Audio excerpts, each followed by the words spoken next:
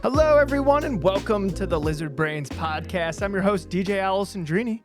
I'm joined by my co-host, Tom O'Gorman. Tom, how's it going? We're at One Lap 2026. On a Friday, we're podcasting? What? One of us is at One Lap. DJ, my heart is broken for you that you're not here. We wish you were here. I'm going to get that out of the way at the top of every show. We wish you were here. My heart is at One Lap. That's what I meant to say. My heart is at One Lap. Tom's actually at One Lap 2026. From his Tom, you gotta shut that cabinet behind you. It's bothering me. You have to. We cannot continue the show unless you're not wearing pants. Okay. Are you not wearing pants? He had to turn the camera off. Tom is totally not wearing pants. Because Petey, I did that though. Jamie in the chat says, "Be a menace, Tom. Leave it open." All right, so yeah, there's a family. Okay, if you leave a kitchen door open in the fridge while you're doing something, someone comes through and closes it, or no? We're starting on topic. Wait, what do you mean somebody? Yeah, we're really. What do you mean somebody closes it? Like a drawer in the fridge? Like the door shuts it. In the O'Gorman family, there's a famous duel between two mentalities. One is it's okay to leave the fridge and all the drawers open as long as you're using something from in there. And the other side is you have to clean up everything right away. So okay. I was going to put the toaster that my laptop is sitting on so that I'm filmed properly open to put it back later. But you're clearly on the other side of the mentality. Yeah, I don't know. I just saw it in the background. Your camera's not starting for me. Did I ruin the podcast? I don't know. Should we just restart? This is a mess. No, I like this. This is great. Okay. My camera seems fine to me. Okay, well, it only has to be good for me, so I don't know. I don't know what to tell you.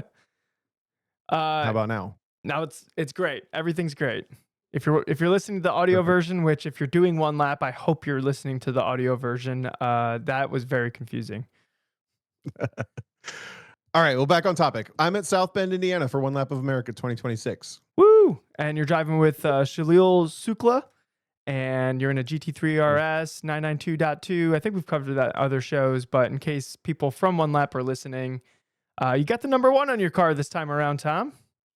We do. Okay, I feel like this should be the episode where we go through what One Lap is if people haven't listened. Okay, that's briefly, a good point. And then we can talk about this year's One Lap. Yeah. Where was I going to start? I'm curious how you explain this, because I've explained it to a bunch of different people, and I always just get like the nodding head, like, oh yeah, that sounds fun. Yep. So it's a one week long competition with time attack stops at 6 different racetracks, plus a drag strip, plus an autocross, plus a wet skid pad and a dry skid pad. So that's something like, I didn't do the math in my head, but it always ends up being something like 12 to 14 segments of competition. Throughout the week, you have to use the same car with no support vehicles on the same set of tires for all road and track driving with no spares, no changes, no any help. And you have to carry everything that you need with you. So it ends up being this like big adventure mixed with competition. And the competition side of it, the most important part, probably for us on this podcast anyway, is that you earn 5 points for every car you beat in every segment.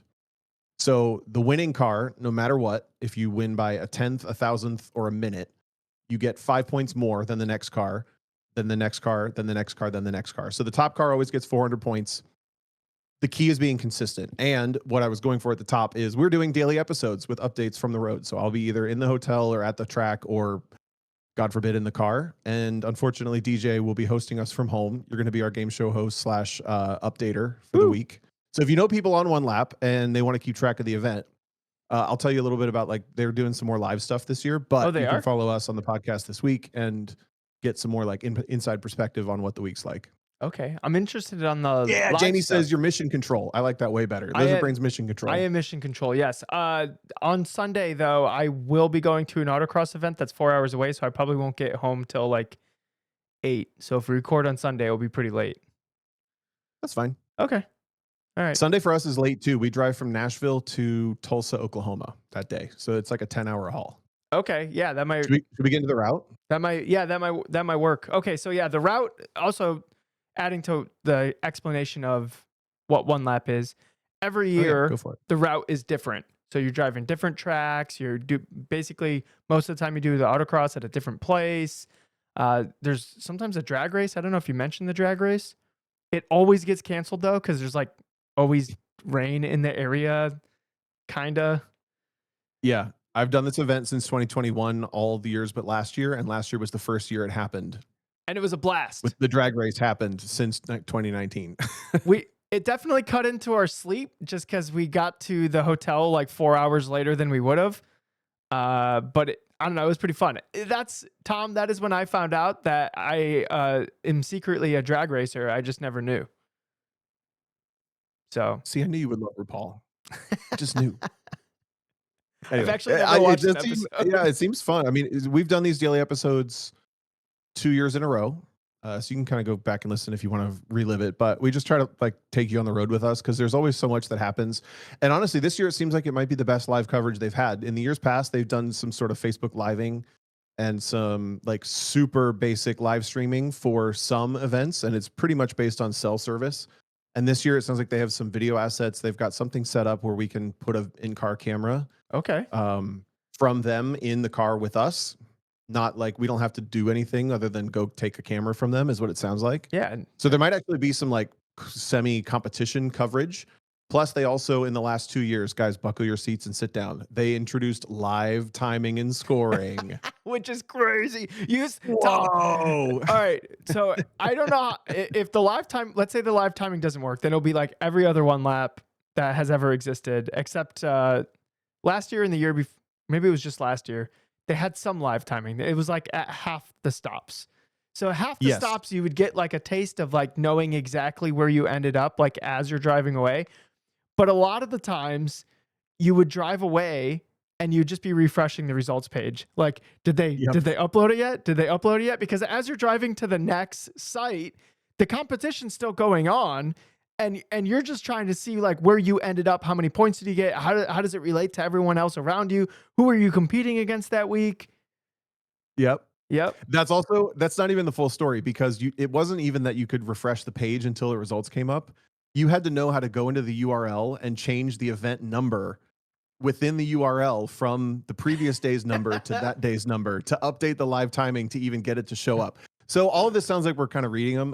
I don't mean it to sound like that. It's honestly part of the charm of the event that it's still so uniquely itself in these ways that like it does sound like creature comforts, but honestly, it's not. It's completely fine. It adds to the charm. There were times 2 or 3 years ago you'd leave the track and you wouldn't know how you did until 3 hours down the road. Other than visual bench racing and being like, I think I kind of caught that guy. I saw this person caught me a little bit and all this. Yeah. It's like genuinely unenjoyable energy. It's not like a problem. But this year, the fact that we might have it, we'll see how that is. Like I know we had live timing at one event in 2024. We had it at Pit Race And Hastings. and Hastings. So the way they do it, we should explain this. They have a team of timing and scoring people that leapfrog each other from track to track to track. So there's actually 2 teams of timing and scoring. One of our listeners, Andy, his dad does it. And they basically go to a track the day before and get set up logistically to be able to do live timing that day. And they do the live timing all from from an autocross timing beacon. So you start on the racetrack in the time attack segments with a standing start. They wave a green flag and you launch through the beacon and you start 3 cumulative laps. And at the end of those cumulative laps, you come across the timing beacon and someone in timing and scoring is sort of semi-manually keeping track of your cumulative time relative to everybody else's, even though the timer gets broken. You obviously break the timer every time you go across the finish line. I assume they just stop it, but maybe they do something more fancy than that. No, there's probably some wizard stuff going on because if you know like the order of the If cars, sorry, if somebody passes somebody, then that gets like a whole nother level of wizard. But like the data's there, you just have to wrap your head around how to use it essentially. Like I can't think of exactly how it would work right now, but if I had all the time splits in front of me and the order of the cars, I think I'd be able to figure out what the lap times were. And then if they pass, then I think I'd be able to figure out what the logic would be because you just have the splits of when like the laser was broken. But like just thinking about it without like seeing the numbers in front of me, it sounds kind of complicated. Yeah. I maybe, but that my brain does not work like that. I'm already like noping the hell out of there. There's no way I could work timing and scoring for this event. So, Tom got the VIP treatment for sticker day today. How did you Hell yeah, manage we that? did. How did you manage that? Because normally you're standing in the sun doing it. So it's true. The if you guys listened to the most previous episode to this one, 197, I got out of having to fly to Colorado to pick up the car, truck, and trailer and drive it to South Bend with like maybe 4 hours notice. So all that means is the car got delivered to South Bend instead of me dropping it off there, and it got delivered on Tuesday, I think, and we got here today, which is currently Friday.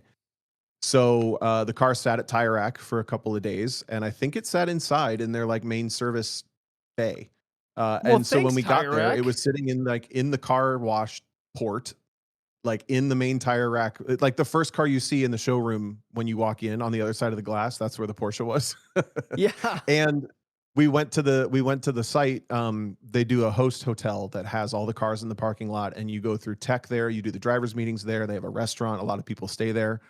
And we went there first. We picked up all of our stickers and we brought them to the car at Tire Rack. And we went into the building and we just did all of our stickers in like 15 minutes in the building, out of the wind, out of the sun. It was See, like literally the most diva, full on like this is the star perks. treatment they possibly could have given Yeah, us. these are the perks when you own a 992.2 GT3 RS. You think Dude, you want to hear a good story? you think there would be an ND Miata getting that kind of treatment? Hell no. No. So somewhere along the way, we still haven't found the culprit for this. Somewhere along the way, someone started a rumor that Salil really doesn't like having pictures of his car taken. And it came somewhere Why? around the like, it was either the transporter, the transporting, when it got delivered at Tire Rack. Maybe someone said no pictures. We have no idea. But when we got to the site, the running joke across everybody we saw is like, why don't you want pictures of your car taken? Why don't you want pictures of the car? What's wrong with taking pictures of the car? And it's been like a prevalent running joke. And all of it is adding to Salil's stress of being a Porsche owner because he's like, I don't want to be that guy. I don't want to be that guy. I don't want to be the Porsche owner. Like he's embarrassed No, to wear the no. Porsche jacket. You got to lean into it. You got to lean into it. The next time somebody I asks know. that, just go like, "Hey, why don't you just not worry about it?" and then just walk away.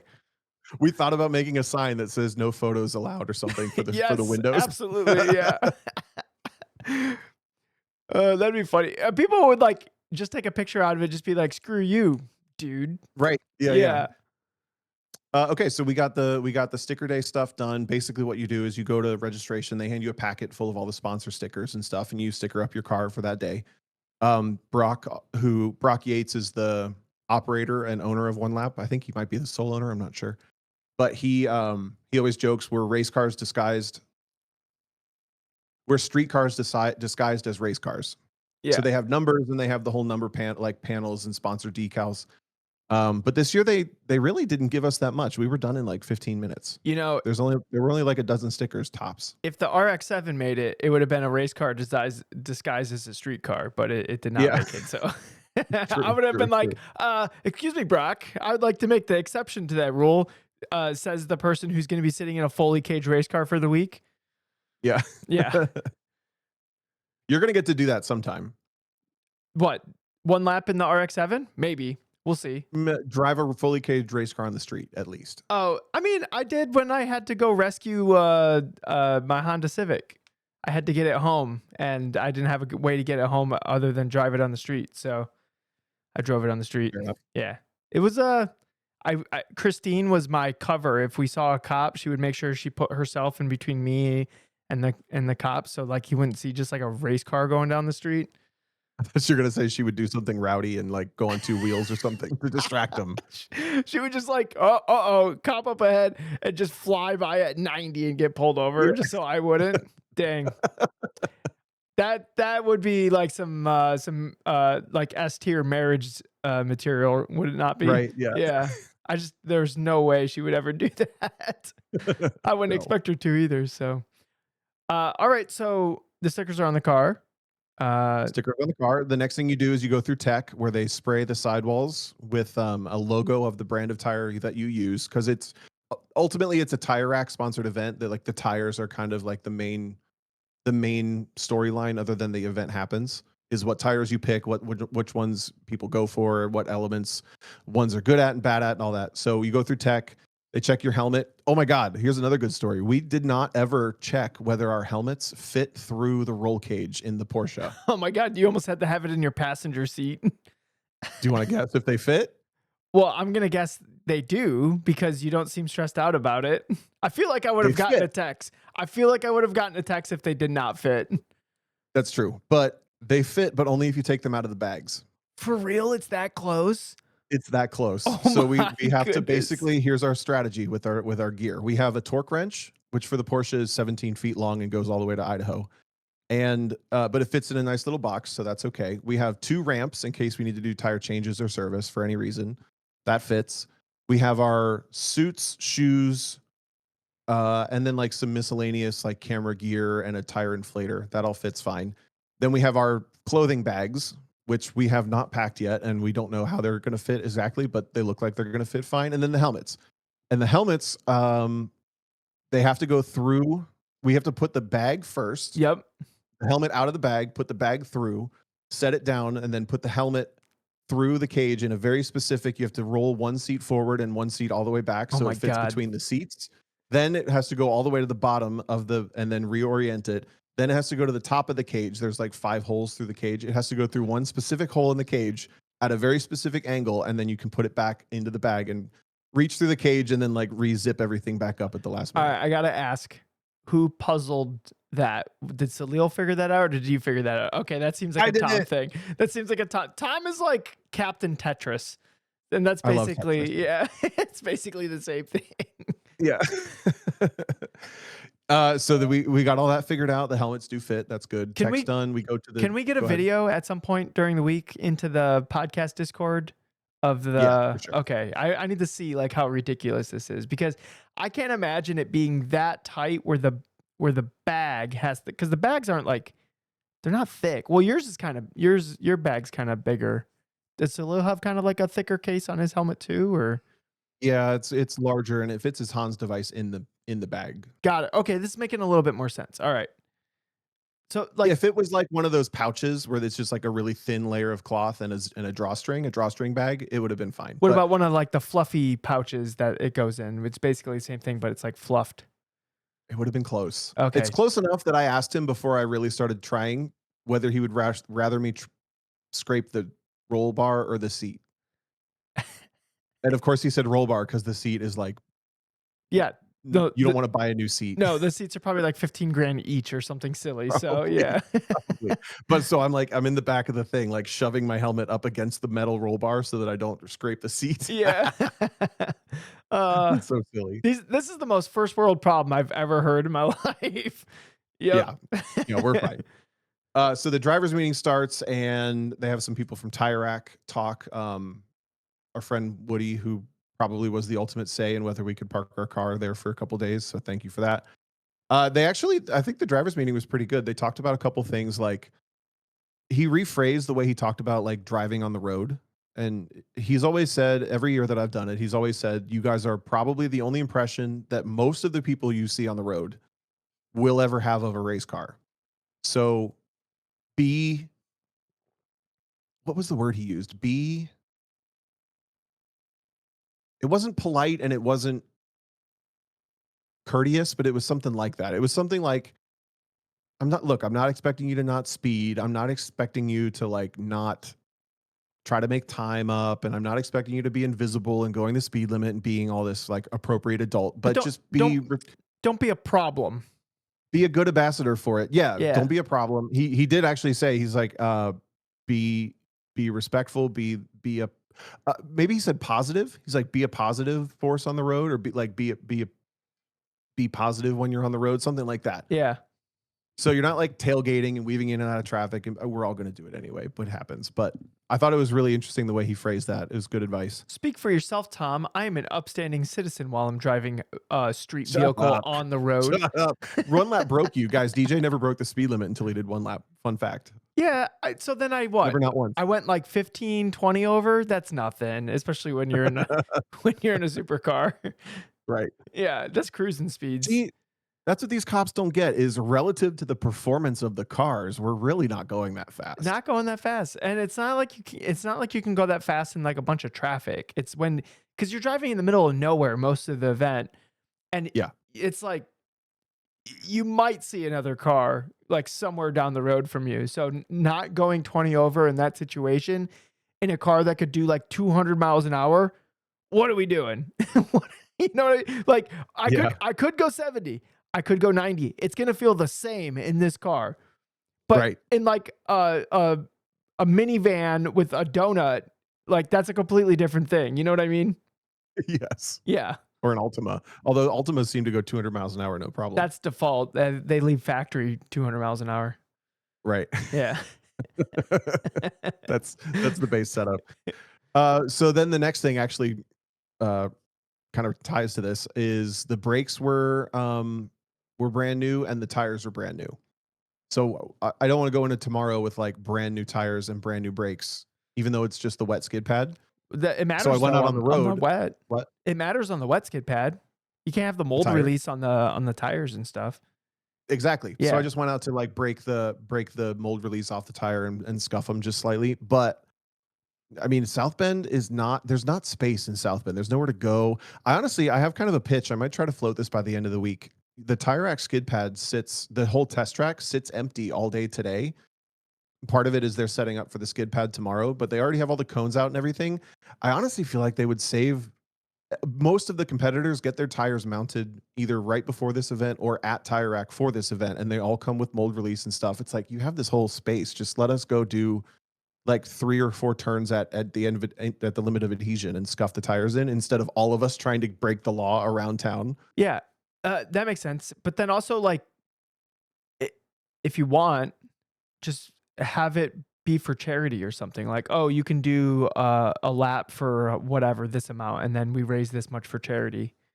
Yeah, like if you need to monetize it, I guess, but who cares? Just give us that little bit of space that already is there. Anyway, so I went out to try to I'm thinking of a way to break the limit mold it release off and scuff the brakes in. I'm thinking of a way to limit it so people aren't like basically practicing for the skid pad.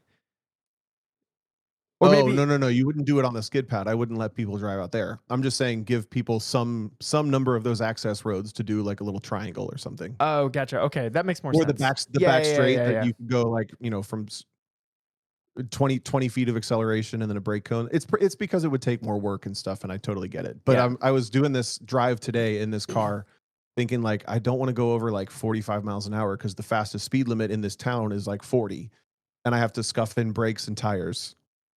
Seems like there's a better way to do this, but we did. So I got the brakes and tires all where I'm happy with them for tomorrow. There's some industrial roads that seemed less traveled in the area. Yeah, but how much aggressive tire warming are you going to do on a back road There's in a car like this?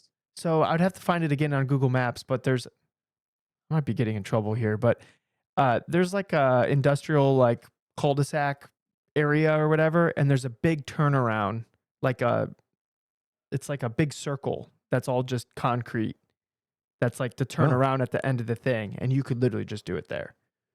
Me and Peter found it one year when he was teaching me how launch control worked, and I thought in my head, if I ever need to scuff tires, I'm coming back to this spot. Well, I do have my preferred warm-up spot for tomorrow morning, and that's a different topic. But it's not, because I'm not going to do that, and I would never tell you about it now if I did. So that's different than like just doing some mold release scuffs off the tire. That was fine. Tom, it's not a secret. I literally remember sitting there waiting to do the freaking the skid pad, and I just hear a Porsche way off in the distance. Like just back it, like just, and you hear it like echoing off the freaking hills. Like it's not a secret. There's like somebody's doing something, and then all of a sudden Tom O'Gorman pulls up just nice and slow, like nothing ever happened.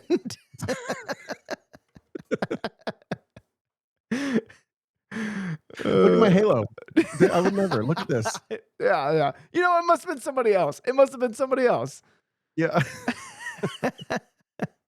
Oh, a fun fact. We learned from the guy talking at the driver's meeting that the water comes out of the sprinklers for the Tire Rack skid pad at 55 degrees.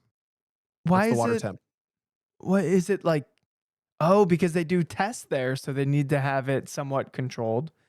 Yep. But it is outdoors, so like you still have variables that I don't know. What is? Yeah, I don't know. Where does the water come from? They have a big holding, because that thing runs all day. Like, so they must be recycling it. to try to recapture some of that water. Oh, now I need to know the You know, tack behind the tire rack's wet skid pad. I'll try to find out tomorrow, and I'll come back at you. How about Okay. that? Okay, this is good. This is this is good homework for Tom O'Gorman. To spoil all the secrets of how the Yeah, yeah. tire rack skid pad works. So the schedule for this year, we start tomorrow with a wet skid pad at tire rack, and we literally drive around one direction twice, the other direction twice, and our best of each direction is averaged together, and that's who wins. It's kind of a big like spoiler of the entire event because a really competitive car could have a really bad skid pad, Yep. and because each car you beat gives you 5 points, if you are like the fastest car every single time and a couple people finish right behind you every single time, you only earn 5 points on those cars, maybe 10, maybe 15. But if you finish like 60th out of the 70 some cars on the wet skid pad, because raw performance doesn't matter, it's mostly tire choice and maybe driving ability to like navigate the little puddles and do an actual, wet skid pad performance. Then, then you can really like ruin your week at the beginning. So that's like really the only stressor, but otherwise it's nothing. You literally go drive around and by the end, you're like, did I do it? Are we done? And then you start driving to Nashville. So then we go to Nashville Super Speedway on Sunday. Then we go to Hallett Motor Racing Circuit on Monday, High Plains Raceway on Tuesday, and the drag strip on Tuesday. Hastings in Nebraska on Wednesday, Road America on Thursday, plus the autocross in their paddock, and Slinger Speedway, which is like a little quarter-mile speedway, That'll be fun. all on Thursday. Then Blackhawk Farms on Friday, and then we finish with a dry skid pad at the end back at Tire Rack. Are you guys worried about tire life at all? No, because so many people have run these. They ran the RE71 RZs on these types of cars with no problem. I'm really Okay. not that worried about it. You mean I do think the RSs? tracks this year maybe are a little bit harder on tires. They're very like they're pretty active, shorter handling based tracks. Really, Road America and to an extent Nashville is a little bit less that, but Nashville still has a ton of handling stuff. Yeah. Everything else is relatively lower speed, really, really kind of busy racetracks. Hallett's busy, Hastings is busy, High Plains is pretty handling heavy. So if we get tire wear, we get tire wear. But the other reality is, I'll get to the entry list in a second, but basically the majority of the people that we'll talk about as like factors for the overall win, which is the biggest deal at one lap, there's not nearly as big of a deal on classing or anything like that for the majority of the entries. For the whole top group, almost all of us are on Bridgestone 71 RZs anyway. There's Okay. some cars that are on, like the Tesla is on good. Should I just pull up the entry list? I have it kind of up. Yeah. Let's hear it. All right. So they number you out of the gate. So the Toyota team is in the top 10. Chris Mayfield and Julian Garfield in the Evora that I drove last year at Nationals. Bridgestones. The Corvette E-Ray for Brian Peters and John Hogan is going to be on Bridgestones. Really? Alex Moss and Andy Smedegaard are going to be on Bridgestones in his Corvette. So like most of half the top 10 is in Bridgestones. Then the Tesla Plaid mostly runs Goodyears. I think they're in Goodyear again this year. Looks like they're sponsored by Goodyear. Those are the Supercar 3Rs because they're super heat tolerant, I think is mainly why they do those. But also the Tesla has always had issues running out of tire by the end of the event, and the Goodyears have really, really good wear, so they'll definitely Right. And then the other Goodyear car is the Team Goodyear Porsche 911 Turbo S. So they're a little different 200 treadwear situation, but if anything, not better than us as far as like top tier tire, I think. Yeah. Then you have Dave Marcus and Mike King in the ZR1 on Michelin 300 treadwear, the same one that we tested, which I think is probably the sleeper tire of the week. They're doing their rain dance for sure. Well, the other thing is, DJ, maybe he's getting this out of me exactly the way they want, but they got Pirelli stickers all over that car right now. Wait. And I don't know why. On the ZR1? There's Michelin's on the car. The car has Michelin's on it, but there's Pirelli stickers all over it. They might just be messing with you guys. That's what I think we're just giving them what they want. Yeah. I'll go figure it out later. They're literally listening to the podcast high-fiving right now. Yeah. Trolling us. In the top 10. Oh, the Team Michelin Corvette Grand Sport, the C8, is on PS4S because Michelin made them run the factory tires for that car. Oh, what? Really? I bet that Yeah, would. I can only imagine what that team's meeting was like. But guys, we have such a better option. Oh man. it's incredible when manufacturers trip over themselves because Yeah. of trying not to break their own rules, and they just make themselves look worse. Yep. I'm not saying that's what's going to happen with Michelin, but that's totally is like that's the mentality. Well, they've been on the. Anyway, They've been running the same just kind tire of for falling like the down. There's like last. most of the cars that I might be concerned about are on Bridgestones anyway. So like worst case scenario, we end up like quote unquote off strategy from all these cars that are running slightly different, either Okay. Michelins or Contis or Goodyears or whatever. I was just But curious if tire conservation was in mind at all, or was it just going to be like just drive it? maybe it should be, but it's not. Okay. We corded the Nankangs off the Porsche after like 70, 60, 70 laps, which is like half the amount we're going to do this week. Yeah, No, and double.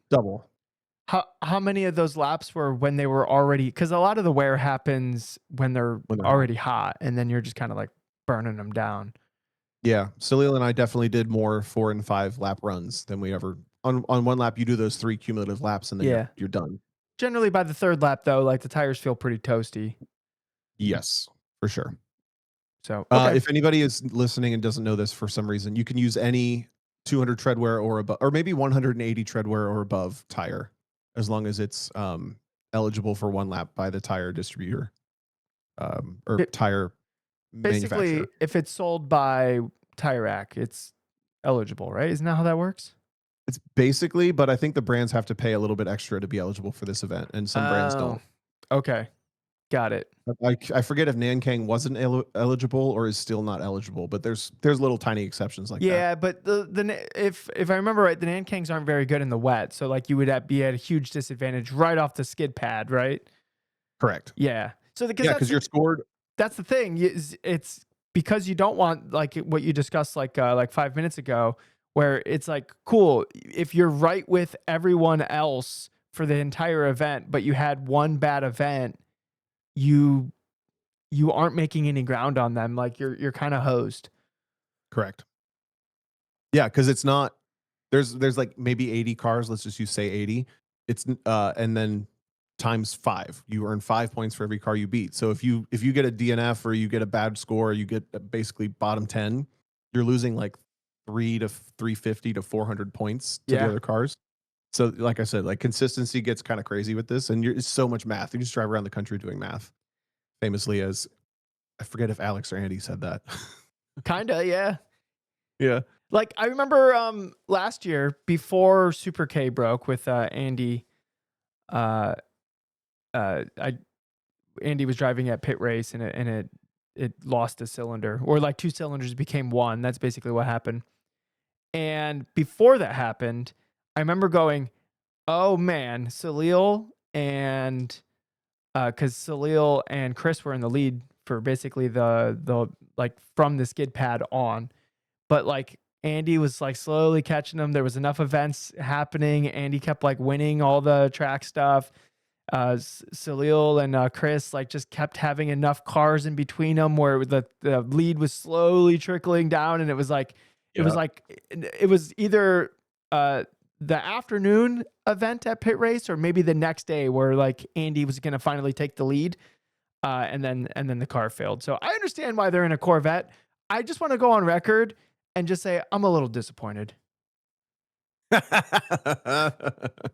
Someone at them. Timestamp this. I'm just saying, like, you guys struggling and just hating life for a week was kind of the brand. Now that you're in a comfy car with air conditioning, I don't know, guys. I don't know if this look suits you. Yeah, quitters. Oh, you wanted TK a and I comfy here- car? We both started our 1 lap careers with air conditioning and with fast horsepower and A radio. OEM. What's the thing? What's when they fix the car for you? A warranty. Warranties. Yeah, Yeah, we had yeah, all yeah. that. You quit and you came to the dark side. Yeah, Just now remember look at that. you with your warranty. Oh, Mr. Fancy Pants over here. Can you imagine going to a warranty claim for your Corvette C8 and it rolls in with full Zebulon arrow and like big wide wheels and this awesome like car stance that Andy's car has. Would they do it? I don't know I how don't know. GM I hope is they on don't have that. to. Yeah. Yeah, hopefully they don't have to. Yep. So, all That's right. funny. The last thing is the weather. So it's Oh yeah. basically looking like the 2 days that we're kind of concerned about are high plains. First of all, it's going to be cold all week. The low tomorrow morning is 32.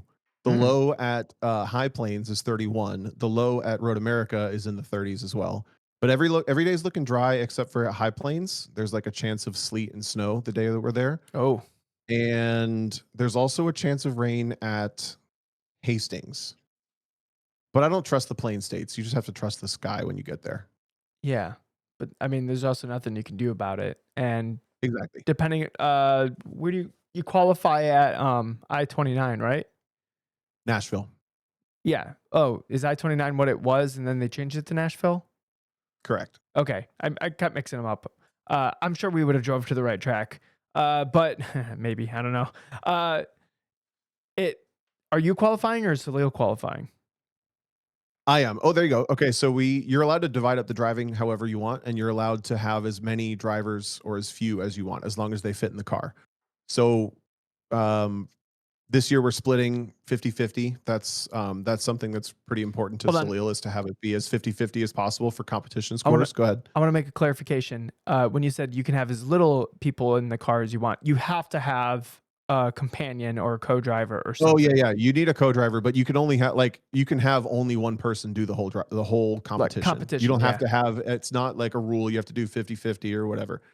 But it's important to Salil. So we're splitting it up this year. I'm doing the skid pads, Nashville, Hastings, and Blackhawk, barring weather, and the autocross. And then Salil is doing Hallett, High Plains, Road America, drag strips, oval, Slinger Speedway. Oh, I never pictured Salil as an oval guy, but He keeps calling it the bowl. He's gonna do the bowl. oh man, oh, I'm so bummed I'm not there. You guys are gonna have so much fun. I love it. Uh, So that's our plan. So I'll do qualifying, but we just kind of talked about like Hastings. I think is a really like raw pace dependent track. That was the track that he was the furthest off of me from our differential when we practiced. yeah, But just because you spend so little time on straights, so much of the track is cornering. It's all flat and like really high like commitment. high commitment, but also like a car with less power and good mechanical handling and all this is going to be plenty fast. So I took that one, and then he's never been to Blackhawk, so I took that one, and I've always done well at Nashville for whatever reason, so I took that one. And then High Plains is his home track. Hallett, he tends to do super well there. And Road America, I kind of told him, DJ, is this crazy? Am I a giant baby? I kind of told him that I don't need to do Road America. I'm completely fine with not driving Road America because of just, maybe it's because I crashed my car there. Maybe it's because I know you get no Maybe. margin. Like, I think it'd be amazing, but I'm also like, for this event, I just don't need to drive that car there. I'm fine. Oh man, I just feel like a GT3 RS around Road America would just be a really good time. I know I'm probably gonna miss out, but I will as we went say in, I was like, "You they should do it, yeah, go for they it." aren't doing the kink, so minus Correct. 20% enjoyment. I don't know why it's just that one. I don't even think about the kink when I'm doing a lap around Road America in my head, but just the fact that it isn't there just makes it's a little bit of a downgrade. I understand why it's not there because Brock doesn't want to see somebody die. And the cars at one lap are just so fast. And the kink is really intimidating, especially your first, like if nobody's ever went through it before, because you don't actually see the exit. You just see concrete. You're just driving toward concrete, like before you turn in, and then after you turn in, then you can see the exit. But it is a very intimidating corner. Right. Hey, did you see all the grasscrete they added in different sections at Road America? They posted some aerial photos, and they Oh no, added I didn't like see that. car widths of that grasscrete, which means it's like concrete pavers, Yeah, like uh, the grass growing through it. like British tracks. Yes, Yeah. they added even more of it Where there. did they add it? Definitely turned 13. I think they redid it in the kink. I Okay. forget where else. Yeah, the kink makes sense because people would always drop off there. And then Right. okay. And then turn 13 makes sense. That's the second to last corner. Cuz Yep. people will run wide there. Yeah. Man, the grass creek. Oh, you're like basically you're like hoofing it all the way to the wall, basically. I gotta get to Road America again. Yeah. Are you are you Uh, are you regretting your decision now that we're talking about the racetrack? no, I don't know. Okay, you're I'm just sure it like would be whatever. incredible, but for some reason, as I looked at this, I'm like, there's not, I think competitively that track is going to even a lot of things out. Like there's not going to be like a shining car for that track. I don't think. And maybe it is just because I wrecked my car there, but I'm like, I'm okay doing my three little rinky dink tracks Yeah. instead of like Road America. I do think uh like the tracks where a fast car is going to be just an inherent advantage. Uh I do think like it the performance is going to be easier to attain uh than it like you're not like I'm stumbling on my words here.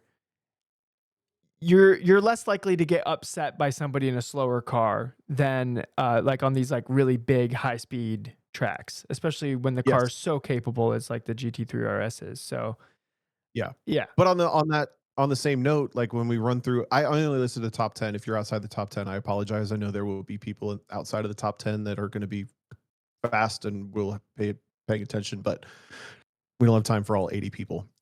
So my point being, some of the cars that are like in that top 10 conversation for overall, the Tesla Plaid makes speed completely differently from all the rest of us and has to manage power. So like, yeah, that car in theory should be great at Road America, but but it's the longest section of the yep. entire thing. They've got to manage the battery. They're going to have to pick top speeds. So it's not as straightforward as that. And then the ZR1 is the same case, but they're on 300 treadwear tires, probably maybe, or whatever this Pirelli is. I don't know. So yeah, the car is going to be crazy fast on the straights at Road America, but if they're on lesser tires than the rest of us, like I see it all evening out pretty well to like Road America. I don't think it's going to be the end all of the week. What did we not hit on?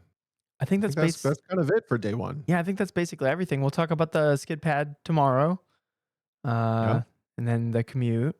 When do you think Good we'll luck, record Amber. tomorrow? And my plan Yep. is when we're done recording this, I just immediately throw it up on the internet. Perfect.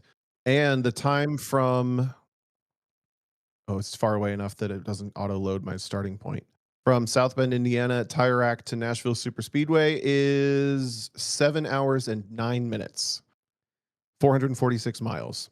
So Okay. our hotel's probably within 30 minutes of there. All right. Uh, We'll be to the hotel by like a plenty good dinner time tomorrow. Chad, who's on the Tesla team, just said in the chat that they're going to get smoked at Road America. Yeah, it's just because the straights are so long. If Right, and the session is so long. That's what like yeah, this is such a unique format. We've talked about it before, but it's kind of amusing to me that it's attracted so many autocrossers, really. Danny Kao and Brighton Hydecotter are here. Hi, Brian. I hope you oh, don't know if you Brian's hear this there. or not. Dang, ah, Yeah, I'm so jelly. I wish you guys were coming to a track closer to me. I'd come and hang out for the day. I know. That's the tough part. Oh, I'll end on that. So all of the days are open to the public in that they are like private days. And if you show up and act like you know what you're doing and sign the waiver and go into the track, you'll just like be hanging out with us. So if you're near any of those places, if you haven't already planned on it, including at South Bend at Tire Rack, they actually kind of do it up a little bit. There was a food truck looking like it's ready to go for tomorrow. Oh, dang. Maybe I skip the Um, Nürburgring 24-hour on iRacing and come hit up the food drive truck. over and hang out for a hot dog. I trust me, I've thought about it. I thought about it because I am missing seeing everyone. It's like a conglomerate. It has like a little bit of a solo nationals feel where it's like you only see these people like once a year, but when you see them, you're like excited to see all these people. Yep. So yeah, bumming a little bit, but we'll be there next year for sure. Someone's got to hold down HQ. Yeah. And somebody's got to pet this cat that's laying on my desk. Yeah. I love that that's her new favorite spot. Uh, Okay, so that will do it for we're calling I think this year's Ring Around Missouri. We're hitting every state except for that one all week. yeah. So Okay. for I the like it. 2026 edition of the Tire Rack One Lap of America, aka the Ring Around Missouri. Nice. Nice. Okay. Today was sticker day. Should I hit the outro music, Tom? Sure. Well, good luck and have fun this weekend in your sim racing and whatever else you do, your autocross and all that. Yep. Well, I mean, we'll I'm talk going to talk to you tomorrow, tomorrow. right? What am I doing? Yeah. Yeah. Okay. Yeah. I'll talk to you tomorrow, Tom. All right. Let's. I'm gonna hit the button, and we'll see everyone tomorrow. Good luck. Okay, we're gonna start generic. Everybody who's sitting at the hotel and gonna see you at the skid pad tomorrow here on One Lap. I love your hair, and somehow I hope y'all win. Every one of you.